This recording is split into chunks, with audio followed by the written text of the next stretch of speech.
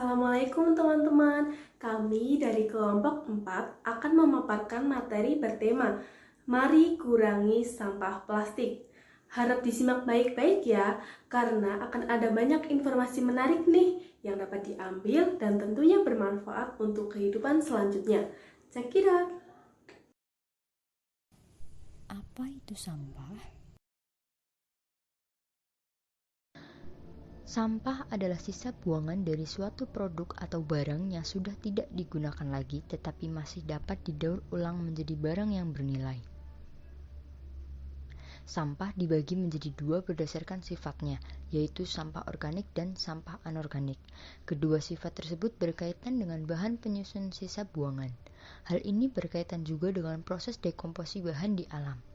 Yang pertama yaitu sampah organik. Sampah organik merupakan bahan buangan yang berasal dari hasil produk berbahan dasar hayati yang dengan mudah akan terdegradasi oleh mikroorganisme atau mikroba. Proses degradasi oleh mikroorganisme berlangsung secara alami.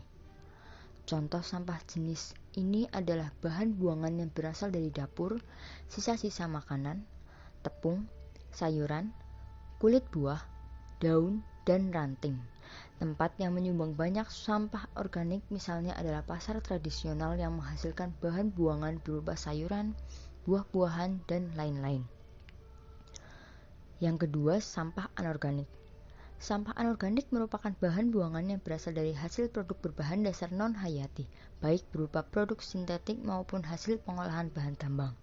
Sebagian besar bahan buangan jenis ini tidak dapat dengan mudah terdegradasi oleh mikroorganisme di alam dan membutuhkan waktu lama untuk dapat teruraikan sepenuhnya.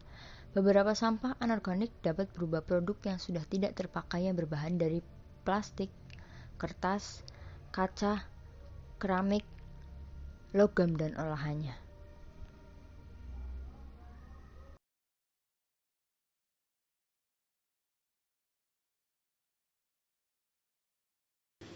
Kalian tahu nggak sih dampak dari sampah plastik itu apa? Yuk kita ketahui bersama-sama apa sih dampak dari sampah plastik. Yang pertama, sampah plastik jadi masalah global. Sejak akhir abad ke-20, produksi plastik memang sangat tinggi, mengingat beberapa kelebihan yang ditawarkan seperti harga yang terjangkau, fleksibel, dan juga memiliki daya tahan yang tinggi. Bahkan beberapa plastik puluhan tahun lalu masih tersisa di beberapa tempat pembuangan akhir. Yang kedua, sampah plastik merusak ekosistem. Selain dari laut, tentu banyak hal yang rusak dari ekosistem dunia. Banyak yang cukup acuh terhadap ekosistem yang bersih seperti menjaga kebersihan lingkungan, termasuk dengan hutan, laut, dan bagian lainnya.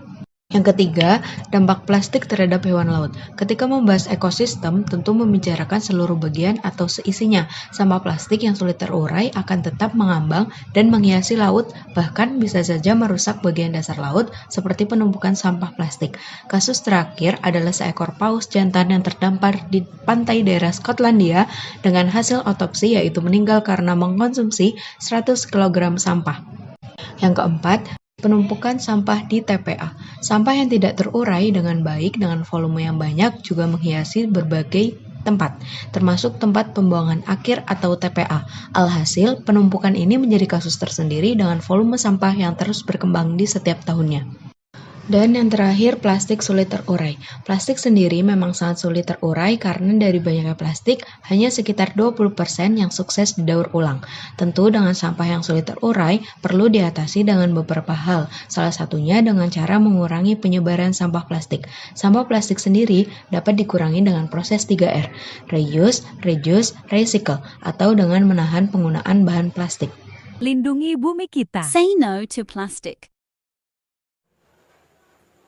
Siapkan botol, gunting, peralatan alat tulis. Gunting botol menjadi 2 bagian.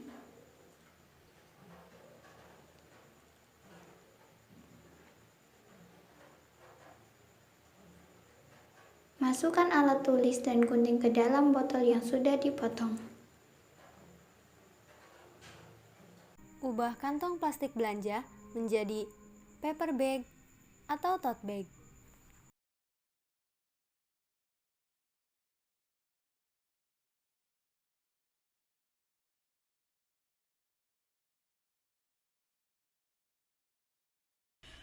Berhenti membeli air kemasan dan diganti dengan pengisian ulang air galon. Assalamualaikum warahmatullahi wabarakatuh. Dari video yang tadi telah dipaparkan, maka dapat kita simpulkan bahwa sampah dapat dampak buruk pada lingkungan. Dampak buruk dari sampah yaitu dapat menyebabkan kerusakan lingkungan, lalu dapat menyebabkan kerusakan ekosistem, lalu dapat menyebabkan bau yang tidak sedap, dan dapat menyebabkan bencana seperti bencana banjir. Oleh karena itu, kita harus mengurangi penggunaan sampah dan kita harus mendaur ulang sampah.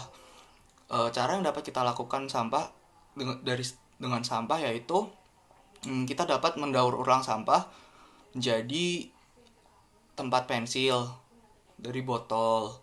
Lalu kita dapat mengurangi penggunaan sampah dengan mengurangi penggunaan kantong plastik. Kita dapat mengganti kantong plastik dengan tote bag.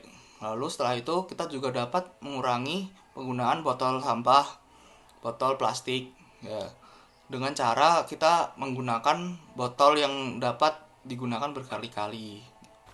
Nah, gimana nih teman-teman? Udah ada yang pernah nyobain belum? Kalau belum, yuk cobain mulai sekarang.